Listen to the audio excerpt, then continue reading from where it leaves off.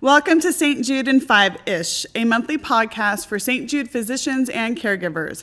My name is Heather Rieger, Marketing and Communications Manager for St. Jude Medical Center.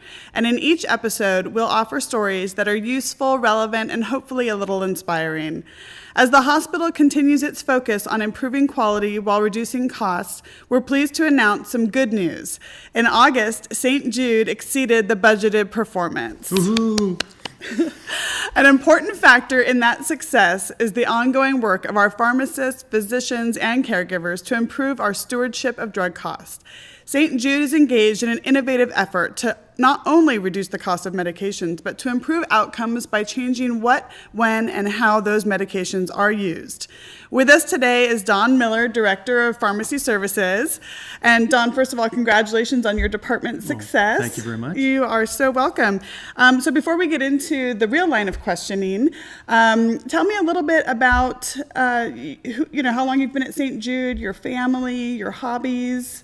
I've been at St. Jude 35 years. I started when I was 7. My wife actually works at St. Jude Medical Center. She works in the ICU satellite, and she started there when she was 5, and she's going to be on our 35th anniversary this December. I have 2 children, Chad, who's in the Navy, and Claire, who used to work for Karen in dietary for 2 years, and now works for Mother's Market. Great. Hobbies include, I coach high school basketball on the side. I played basketball for years and years when I was much younger, and I love to fish, and I love to surf. Great. So now we'll get into the real nuts and bolts. What would you say is your secret sauce? Secret sauce. We have drug companies, both generic manufacturers and brand manufacturers, who are always thrusting new drugs on us, some cheaper, some more expensive. And it's kind of our goal, or our process is to review not only the drug, but how it's going to work on a patient, the outcome. We take these drugs and we look on how we're utilizing them in the hospital. Right now, a great example is our LexiScan. It's a drug used for cardiac stress tests. And when you have a cardiac stress test with LexiScan, you also have imaging, which is radiation. So what we're trying to do through our Utilization Management Committee, Dr. Aronson and Andrew Green, is to reduce the use of LexiScan in patients by about 20%. Therefore, not only saving drug costs, but also saving the patient radiation exposure. So it sounds like you're not just looking for those improvements in cost, like you just said, but you're looking for improvements in the treatment strategy. Yes, we are. And a big part of the treatment strategy is our physicians and caregivers. As you know, our physician satisfaction is the highest in the system. And I go to other hospitals and I see when you don't have an engagement, physician engagement, what actually happens with that. Physicians usually start the process coming to pharmacy with ideas. Pharmacy then does the legwork, spends the hours in doing the research. We go back to the physicians, we get back with the physicians. They make the final outcome and decisions on how it's going to work, there's appropriate therapy and appropriate treatment. From there, we go to our nursing staff. Our nursing staff are our eyes and ears on the floor, and we partner with them to how it's going to work with the patient for infusion time or something along that lines. A great example is what we're doing right now with a drug in infusion center that's used in rheumatology and GI. And it's Renflexis is the name. And we will reduce our costs by half, about $500,000. So we spent $1 million on a drug before, and now it'll be about $500,000 without affecting the patient outcome. Nurses have been very open about the in-services they have to go through in order to give the new drug. So instead of just following the industry's playbook, it sounds like you're actually rewriting parts of it. We're rewriting it with help. We have faculty from 2 local schools of pharmacy that are here. Lee Wen, who you all might have met, he's been here since 2011. He's a ID pharmacist on a faculty at Loma Linda, and he has actually been here long enough, thousands of hours of data mining and developing a direction for antibiotic stewardship long before the Joint Commission required antibiotic stewardship. We recently have developed a relationship with Ketchum School of Pharmacy, which is just north of Cal State Fullerton, the old optometry building. And we have 3 faculty members, Pooja, Quinn, and Janine, who you'll be meeting in the months to come, that are actually working with oncology, cardiology, and intensive care to to further our treatment plans and improve our patient outcomes.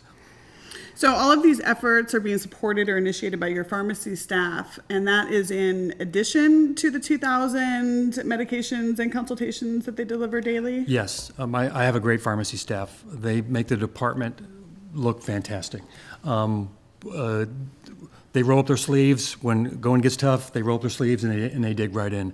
I do want to shout out a couple of people. I do want to shout out Dr. Harry Pled for his wisdom and influence, for which Dr. Pled is the chairman of cardiology, and he's also the chairman of P&T.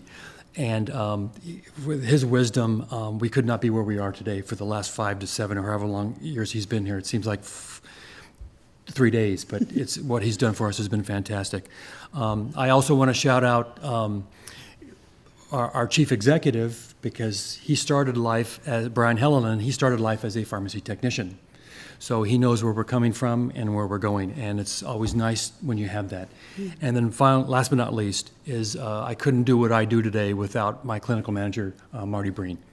One thing I didn't mention earlier is we do use our Providence St. Joseph Health site, our site, when we do have an issue with medications.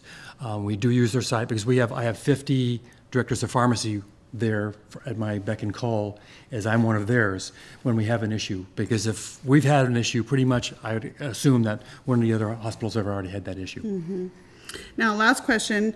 So at the same time that you're working to improve stewardship, isn't it also true that the cost of medications has been growing exponentially? Yes, cost of new medications are always going up, and a great example is yesterday at a Pharmacy and Therapeutics Committee, we talked about a new isotope used to treat specific type of cancers when the prior treatments are not very effective.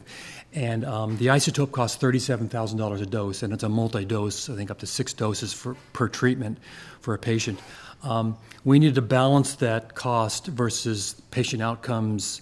Very difficult to do, IHI came out with a study about 10 years ago that said our current treatment for cancer is not sustainable, where our goal with our oncologists and our P&T committee and our physicians is to make it sustainable so that we're here years from now. Now, my last question is there anything new on the horizon? For all those of you that have a hurting arm right now from getting your flu shot, there is news that a company has developed a flu shot that you get once in your lifetime. Wow, that sounds intriguing. Don, thank you so much for being with me today, and thank you for watching. To all of you at St. Jude, please join us for the open house this week to hear about upcoming benefit changes and options. And don't forget to take the Caregiver Experience Survey October 3rd through 17th. Look for an email from Willis Towers Watson on Wednesday. Stay tuned for our November episode of St. Jude in 5-ish. See you then.